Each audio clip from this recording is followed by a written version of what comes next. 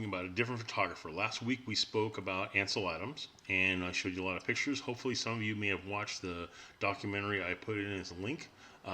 Very insightful. So hopefully you're getting an idea of his style in the fact that he mostly took pictures of landscapes, a few still lifes, and a few portraits, but 90% of his work was landscapes. And his work exceptionally aesthetically pleasing. Some people criticized him because his work didn't have a ton of significance or substance, as some people would say. There's nothing wrong with the appreciation of nature, but there was no hard-hitting social relevance to his pictures. However, even in the background, though, he was very much an advocate for social issues. He just didn't photograph it that much. Anyhow, today we're going to talk about a totally different photographer, vastly different style, as opposite of a style as you can get just about as from Ansel Adams. So it's a person you probably never heard of before. So let me show you this person. So this is going to be some note concepts. You probably want to take some notes on this particular PowerPoint. This gentleman's name is Robert Frank. It's a photographer not a lot of people have heard of. You don't see his work in poster shops or on the walls of most people's houses, but still an exceptionally influential person in the world of the history of photography. Okay, so that's Robert Frank, taken a few years back. He was born in 1924, just died last September. He passed away. So very influential kind of guy. He immigrated from Switzerland to the United States in 1947. That is a super powerful point of his life, emigrating from Switzerland to the United States in 1947. The reason it's important is a couple things. I'm going to dwell on this for just a second. One is, if you think of the world in 1947 and what happened just a few years previous to 1947. We have World War II having finished, and Switzerland was a neutral country. They didn't take sides, so they didn't participate in the war. They said, look, we don't take either side. We don't take the German side or the Allies side. Additionally, if we look at Switzerland at that time period, we look at the ethnicity, the ethnic breakdown of the people living in Switzerland in 1947, what would you think it would be? Well, if it's anything other than white, you'd be wrong, because it's all white. There's no other people there other than white. Now, Robert Frank, admittedly, is Jewish, or was Jewish. He passed away. And so nothing wrong with that, but it did make him stand out a little bit from everybody else, especially in Switzerland during that period of time. So he immigrates to the United States. And the reason that's an important feature is a couple things. One is, if we look at the United States in 1947, we have some tumultuous issues. Number one is, and biggest of all, is race relations. Oddly enough, that it's similar now as it was then. Back then, that 1947 was the first year that Jackie Robinson was allowed to play Major League Baseball, the first black admitted into Major League Baseball. Side note, if you ever get a chance to watch the movie 42, I can't recommend it enough. An amazing movie, to say the least. And so he sees all this going on. And in all this going on, it's a situation that, for example, why do we go to Yosemite? Why are so many people around the world flocking to Yosemite? Because it's beautiful. It's an amazing place to take pictures. I showed a picture in my presentation last week that I was able to get just about 2 weeks ago.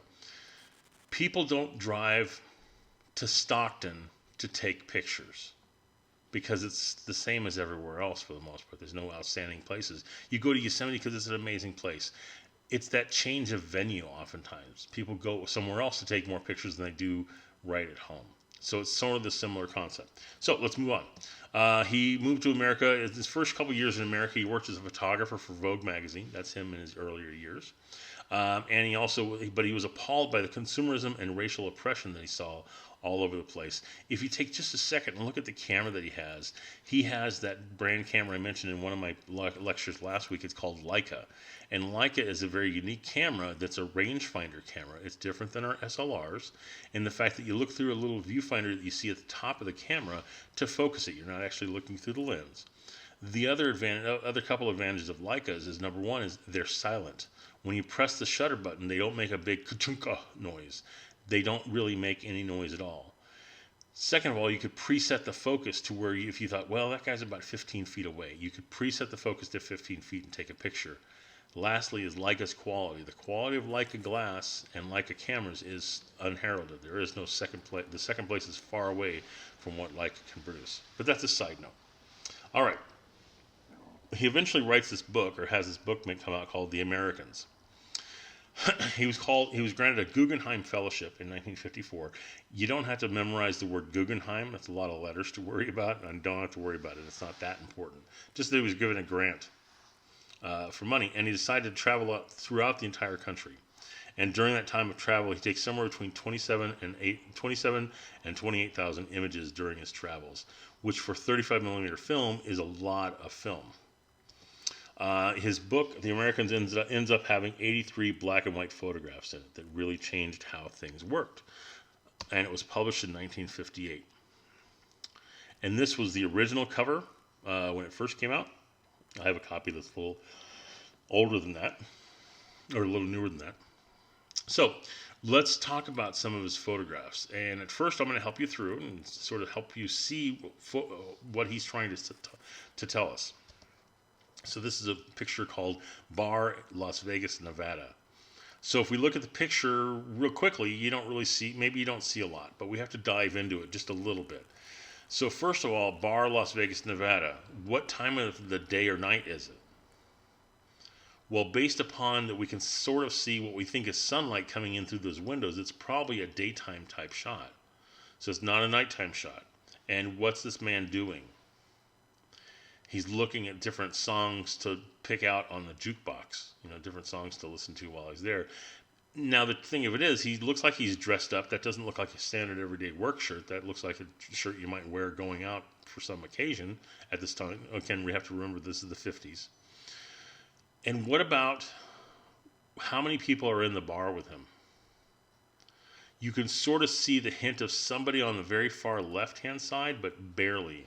So what does that tell us about him? What does that say about this person? Is he, like Mr. Popularity, or is he more of a loner type person?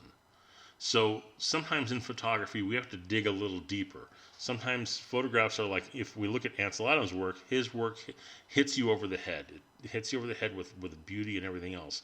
Other people's work, like this with Robert Frank, is one in which you have to dig a little deeper. You have to look a little more deeply to sort of see what's going on. All right, let's keep going. And what might you think this person is doing?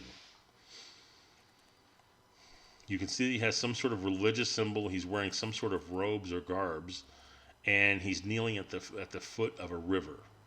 Now, technically, this picture is not good. The horizon line is about as diagonal as you can get. But that's the thing about Robert Frank's work. He doesn't care about that. His work, a lot of his work, is one in which there's a dichotomy in the pictures. A dichotomy is an argument. There's something afoul in his pictures. Something doesn't fit. Something isn't right. So we look at this picture, and this man here is at this river, the edge of this river, because he's about to perform a baptism. Now, not to get into the religious side of things too much, but a baptism, in case you didn't know, a baptism is the cleansing of original sin. The theory goes is that when we're born with original sin, and baptism washes away that original sin. So his dichotomy, his argument in this picture is the fact that how can you cleanse the soul of a person in a garbage heap? Now, his photographs, although provoked to provoke a question, to ask a question, he doesn't necessarily want the answer. He just wants to pose the question. Okay, let's keep going. This is called Bank Manager, Houston, Texas. And I know that when I first saw this photograph, again, these are taken in the 50s. It's not like I saw them then. When I was going to school at San Jose State, I saw this picture. I'm like, I can do that. That's easy. That doesn't really... It wasn't until I started to look a little deeper that I saw, oh. So the story here is that man in the back of the picture is the bank manager for that particular location. How did he get there? Well, he started at the desk that's in the foreground. After probably 5 or 10 years, he moves up to the next desk, and 5 or 10 years, he moves up to the next desk. So he's really sort of commenting on our society as far as criticizing the structure of consumerism and building upon wealth and things like that. He was not the biggest fan of that. This is an easy one. What's the argument? What's the dichotomy? What's the out of placeness of this picture? Hopefully you've said cowboy in the city. And that's exactly what it is. It's cowboy in the city. There happened to be a rodeo in New York City when he saw this and took the picture. This next one is called Bar in Albuquerque, New Mexico. I think it's Albuquerque. It's in New Mexico nonetheless. So here he is at this honky-tonk bar, the type of bar where if you look at the floor, they have sawdust on the floor. That's usually not a good sign for lots of bars. So here he is, and if we look again, we look technically at the photograph, it's crooked. Half the picture's taken up by some gentleman wearing a duster on the right-hand side, and the fluorescent light's just terribly overexposed. So technically not great, but it tells a heck of a story. The background of the fact is that Robert Frank, as I mentioned earlier, was Jewish. He's also from Switzerland, which means he speaks with a bit of an accent that most people would consider to be foreign, a bit of a Germanic European accent. So he goes into a honky-tonk bar like this, and he does not fit in. These guys in the across from him are about to try to kick his ass. They are not happy with this. They would use a derogatory term, person from New York City, doing in our bar. And they're about to get his ass kicked. So instead of holding the camera up like you would normally do, like where you hold it up to your eye, he's holding it down near his hip and sort of firing it off from his hip to try to get this image of the scene. And even though there's lots wrong with it, that's what makes it to me such an amazingly right photograph, as far as it really does portray the situation that he's stuck in at the time. This is called Operator Elevator in Miami. Now, on these titles, I'm not expecting you to write them down and memorize them. I'm not going to show you the picture and say, okay, what's the name of this picture? But this is called Operator Elevator in Miami, Florida. So if you look at the young lady who's operating that elevator, does she look like she's thrilled with her choice of professions? She doesn't look like she made a good idea. Or a good choice. Plus, look at the people going out of the elevator. What are some visual clues as to what they're all about? If we look at the woman on the far left-hand side, it looks like she's wearing some sort of mink stole, a mink cover of some sort, something expensive. And the gentleman on the right is probably wearing a suit, which means they're fairly well off. Here she is making probably, $1 a day pressing elevator buttons for people. Not thrilled with her life. This one was a very deep image, and it took me a while to figure it out, as the professor that showed it to me didn't give me the answer right away. He wanted me to figure it out. Took me a while, but I finally figured it out. But these are placemats. So these are placemats, just like when most of you were probably growing up, you had like Elmo or Sesame Street placemats so you didn't make a mess on the table. Well, back in the 50s, they had photographs. So these are placemats. So on these placemats, what's the top picture? The top picture is the Grand Canyon. And who made the Grand Canyon? There's possibilities. There's nature, God, whatever you want to say. That it was not made by man, made by nature, or whatever. What's the middle picture a picture of? That's called the Hoover Dam. And who made the Hoover Dam? Man made the Hoover Dam. And what's the bottom picture of? That's an atomic weapon that can destroy both man-made and nature-made concepts. So the bottom thing can destroy both of the top things. It took me a while to figure that out. I had to study that picture for quite a while to figure it out. And like I said, he's also a person who compared and contrasts. So this is a picture in Hollywood, it's Santa Monica in California. And so he's like, that's kind of weird that you have a car that you're babying so much that you'd put a cover over the top of it. But on the opposite page of the book, he had this picture, which is a picture of a person who was killed in an automobile accident by the side of the road, and they covered the bodies with blankets. So he would sometimes compare and contrast things like that in the book itself. So seeing these pictures out of context wouldn't make hardly any sense, but when you see them in the book, they make a lot more sense. All right, let's move on. One of his few quotes, and I'm not going to make you memorize it, but it sort of illustrates his thought process.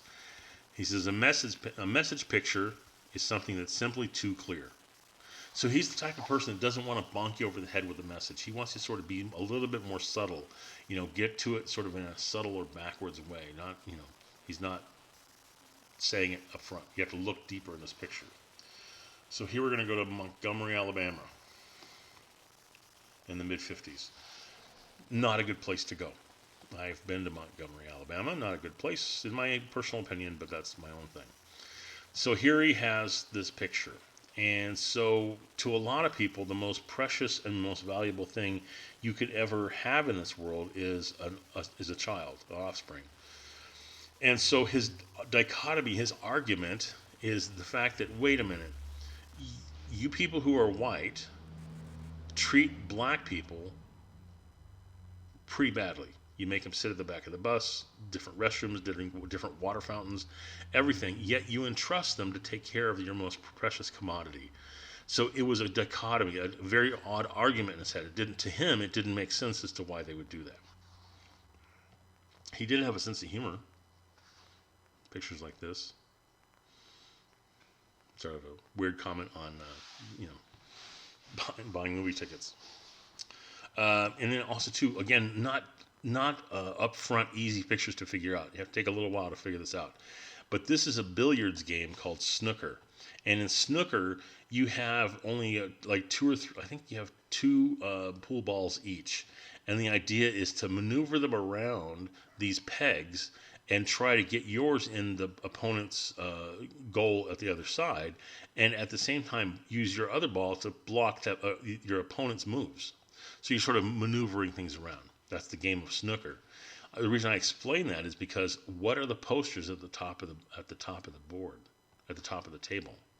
Those are all posters for politicians. And what do politicians do?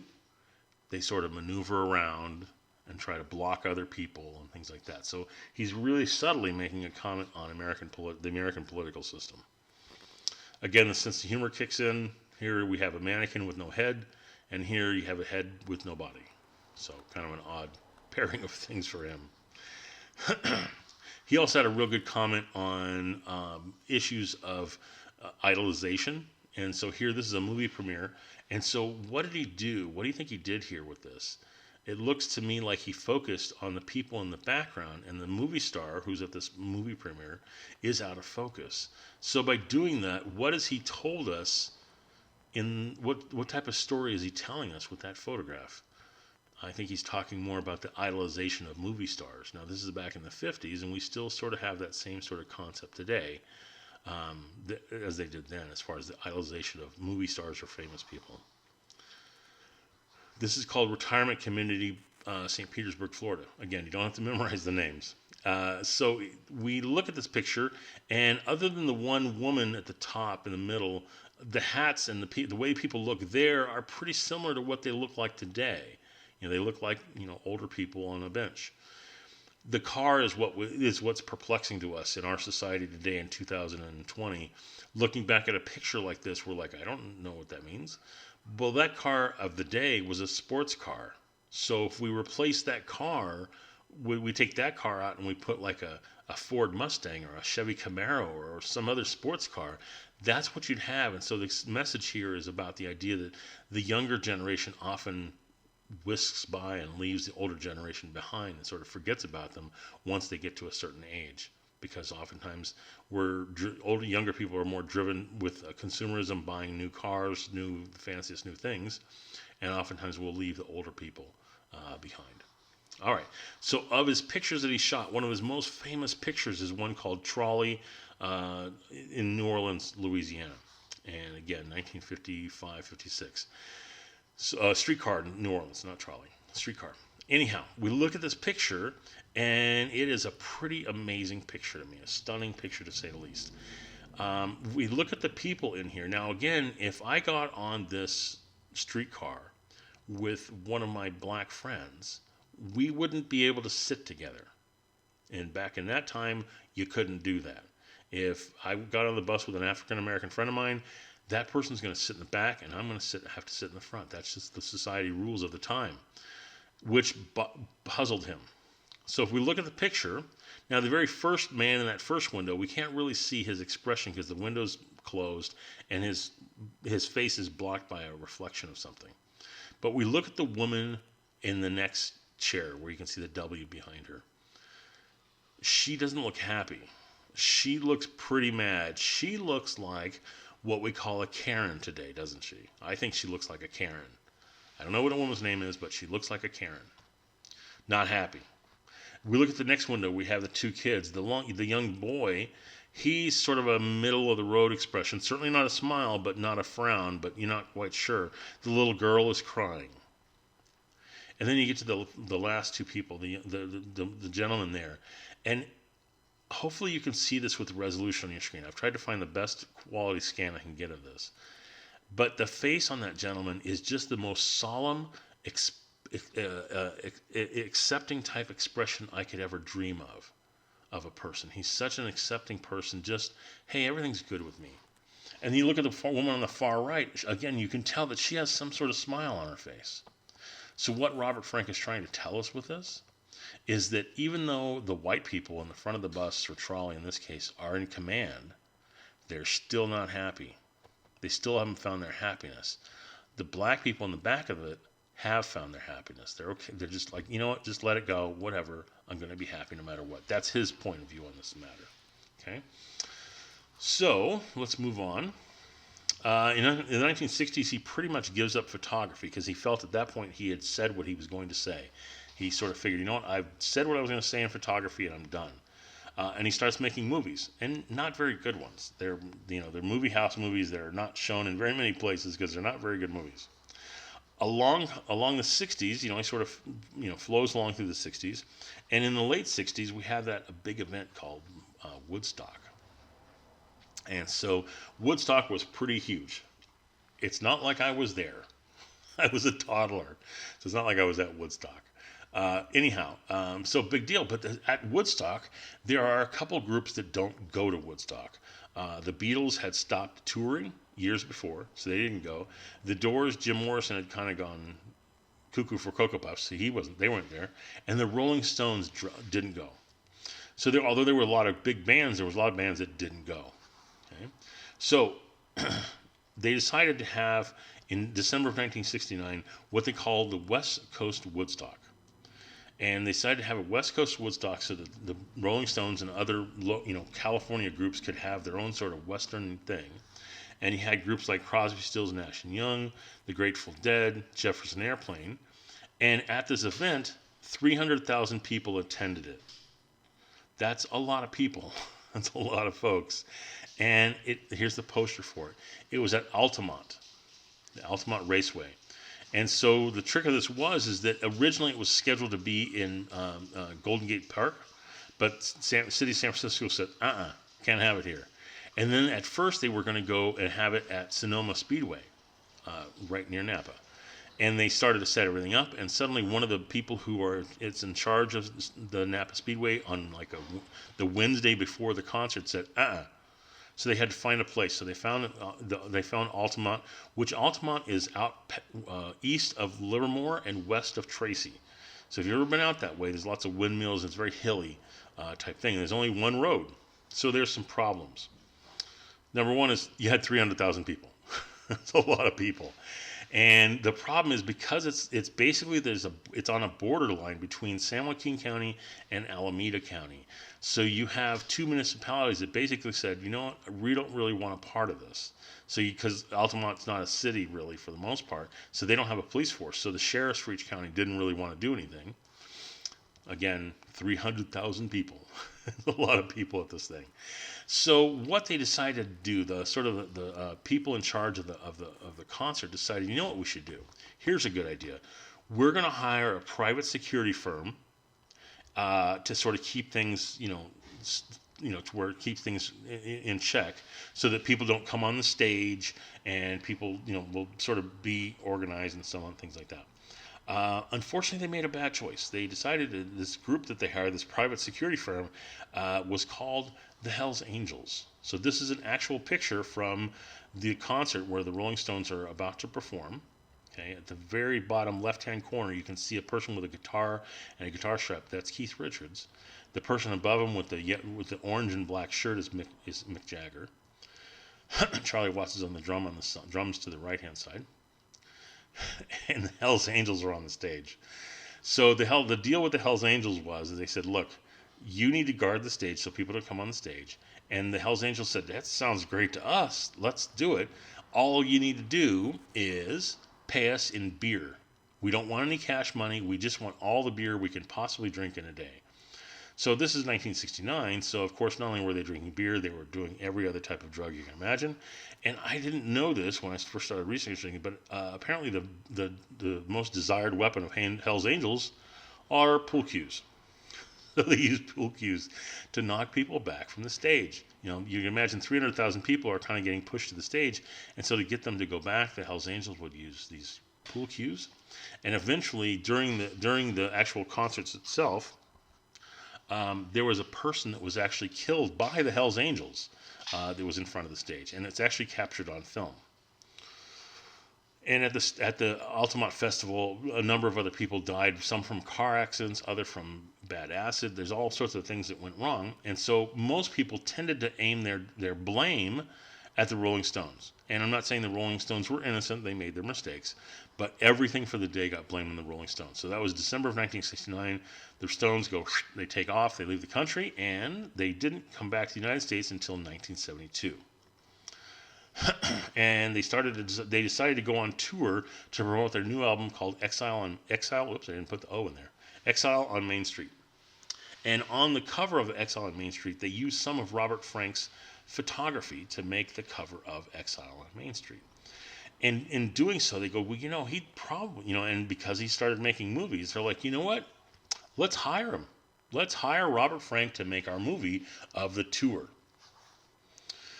There's a problem, however. So you think of the Rolling Stones and what they're all about, especially in the early 70s. People thought they were the living embodiment of Satan on earth. And then you look at Robert Frank's photography. So the photography I've shown you of Robert Frank to date, is anybody posing for the photographs I've shown you?